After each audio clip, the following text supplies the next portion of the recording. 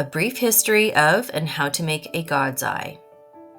The practice of making God's eyes originated with the Huicoli people, an indigenous group in the Sierra Madre Mountains of Mexico. The Huicoli people believe the central eye represents the sun and the power of seeing, while the ends of the sticks symbolize the basic elements: earth, water, wind, and fire.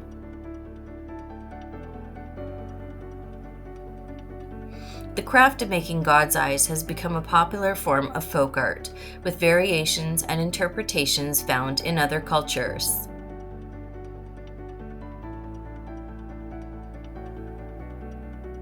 Today, God's eyes are often made as gifts, especially for children, and are associated with wishes for health, long life, and protection. God's eyes can be simple or very elaborate.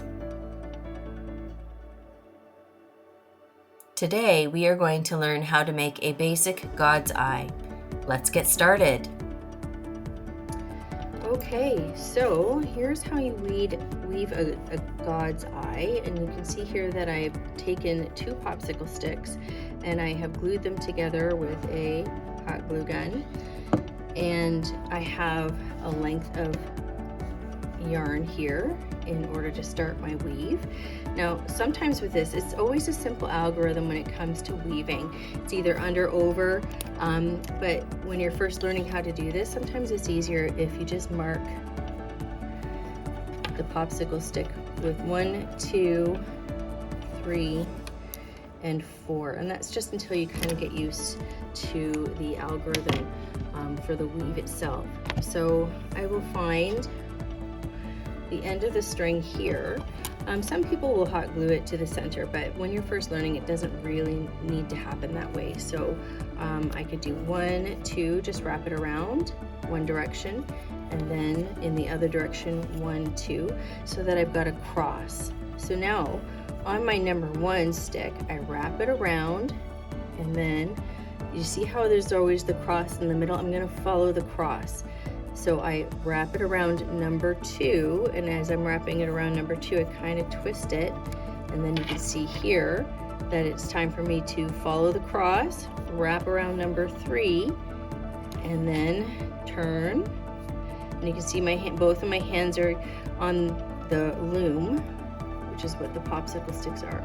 I follow the cross again from 3 to 4, and then I wrap it under and over. And then I continue that way all the way around and around, under, across, around, under, across. Now you can start to see the actual pattern begin to emerge, and I'm not placing the yarn overlapping it. I'm actually setting it beside the last weave, and around, and again around, but I'm not overlapping. I'm just going right beside the last weave, and I'm turning and turning and turning.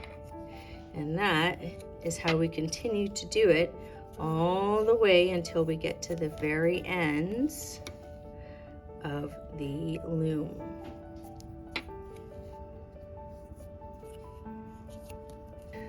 All right, so now you can see that I'm kind of entering the final stages of my weaving here, where I get to the ends of the loom. And so when I want to finish it off, what I need to do then is I can wrap it around the last one.